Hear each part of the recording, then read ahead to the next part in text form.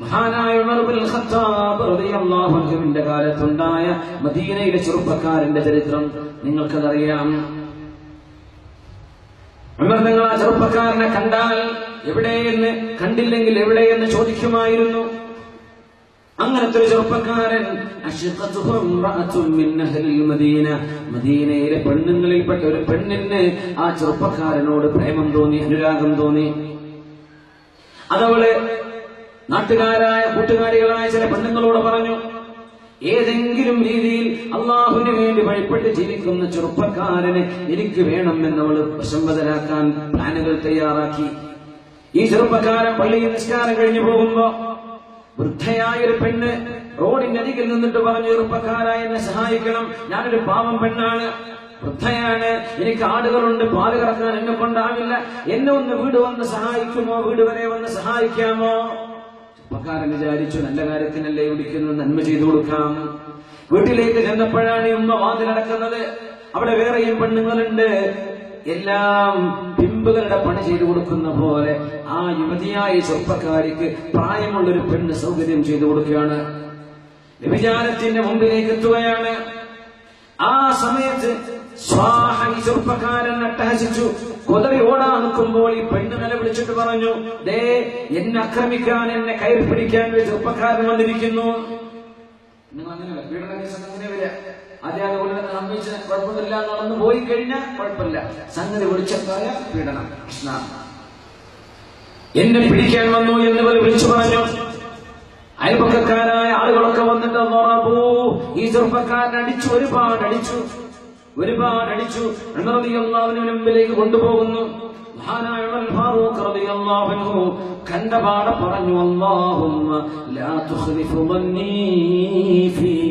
ഈ ചെറുപ്പക്കാരനെ പറ്റി എനിക്കൊരു നല്ല തോന്നലുണ്ടല്ലോ, ആ നല്ല തോന്നലിന് ഒരു കുഴപ്പവും പറ്റാതിരിക്കണേ എന്ന് പറഞ്ഞാൽ, അല്ലാഹുവേ മോശപ്പെട്ടതെന്തും എന്റെ ചെവി കൊണ്ട് കേൾക്കാൻ ഇടവരുത്തരുതേ. നിങ്ങളോട് ചോദിച്ചു എന്താണ് വിഷയം? അത് ഇങ്ങനെ ഞങ്ങളുടെ വീട്ടിലേക്ക് അവൻ കയറി വന്നു, ഞങ്ങളെ കയറി പിടിക്കാൻ ശ്രമിച്ചു, ഞങ്ങളെ കടിച്ചു വീഴ്ത്തിയതാണ്. ചെറുപ്പക്കാരനെ ചോദിച്ചു, സത്യം ഇതാണോ? പറഞ്ഞില്ല. അല്ല അമീറുൽ മുഅ്മിനീൻ, ഇതല്ല സംഭവിച്ചത് മറിച്ചാണ്. ആ നേരം ഉമർ റളിയല്ലാഹു അൻഹു പറഞ്ഞു, ആ പെണ്ണുങ്ങൾ മുഴുവനും കൊണ്ടുവരണം. ആരാണ് നിന്നെ ഇങ്ങനെ വഞ്ചിച്ചത്? ആ വൃദ്ധയായ പെണ്ണിനെ കാണുന്നില്ല. മദീനയിലെ വീട്ടുകാരിൽ ഓരോരുത്തരോടും ഇറങ്ങി വരാൻ വേണ്ടി പറഞ്ഞു ഉമർ റളിയല്ലാഹു അൻഹു. അങ്ങനെ ഓരോരോ പെണ്ണുങ്ങളും പോകുമ്പോൾ ഇവളാണോ? അവസാനം അജൂസൻ, വൃദ്ധയായ ഒരു പെണ്ണിനെ കണ്ടു. അജൂസ് എന്നൊക്കെ അറബിയിൽ പറയണമെങ്കിൽ 70ഓളം വയസ്സാവണം. 70 അജൂസ് എന്ന് പറയുള്ളൂ. അജൂസ് എന്ന് പറയില്ല. ആണും പെണ്ണും സമമാകുന്ന ഒരു പ്രായം. പിന്നെ പെണ്ണിന്റെ ഒരു വിഷമമൊന്നുമില്ല, അവർ ഇഖ്തിലാത്ത് വരെ ചെയ്ത് നടന്നേക്കും ചിലപ്പോ. അറബ് ഭാഷ പോലും അങ്ങനെയാണ്. അജൂസ് അത്രക്കും പ്രായമായിട്ടുണ്ട്. അവരെ പറ്റി ഒരു ആശയും ഒരു ആഗ്രഹം തോന്നാത്ത പ്രായം. ഒരു 80 ആയി കഴിഞ്ഞു. ഇനി എന്ത്? ആ പ്രായമായ പെണ്ണാണ് ഈ പണി ചെയ്തത്, പറ്റിച്ചു കൊടുത്തത്. ആടിനെ കറക്കാനാണെന്ന് പറഞ്ഞ്, പാല് കറക്കാനാണെന്ന് പറഞ്ഞ് പിടിച്ചുകൊണ്ടുപോയ പെണ്ണ്. ചെറുപ്പക്കാരൻ കണ്ടിട്ട് പറഞ്ഞു, അമീറുൽ മുഅ്മിനീൻ, ഇവളാണ് ആ പണി ചെയ്തത്. ഉമർ റളിയല്ലാഹു തആല അൻഹു ആ പെണ്ണിനെ ചാട്ടവാറ് കൊണ്ട് അടിക്കാൻ വേണ്ടി കൈയുയർത്തി. ഉസ്തുഖീനി, സത്യം പറ എന്ന് പറഞ്ഞു. അപ്പോഴാണ് ആ പെണ്ണ് സത്യം പറഞ്ഞു കൊടുത്തത്, കഥ പറഞ്ഞു കൊടുത്തത്.